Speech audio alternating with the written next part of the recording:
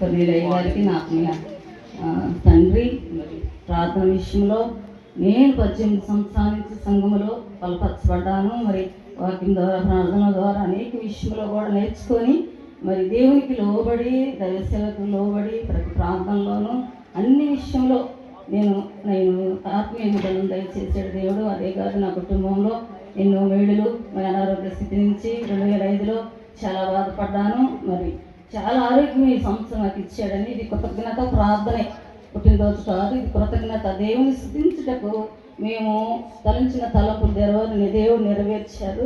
వచ్చిన బిడ్డలందరికీ నా వందనములు, నా బంధుమిత్రులకి, ఇరుగు పొరుగు వారికి, సంఘానికి హృదయపూర్వక వందనాలు. నేనేమనుకున్నానంటే ఆదివారం కదమ్మా ఎవరు రారేమో అన్నాడు ప్రభుదాసు. నేను ఒకటే ప్రార్థన చేసుకున్నాను, ప్రభువా వాక్యం వినటానికి మేము ఒక్కరమే కాదు అనేకులు రావాలని ప్రార్థించాము.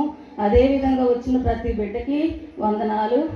దేవుడు సెలవుగా వాక్కులు పంపక ఎవరు ఆపగలుగుతారు?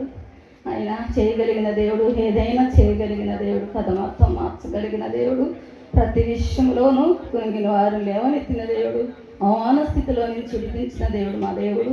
కనుక మీరందరూ వచ్చినందుకు స్తోత్రాలు, వందనాలు మీకు.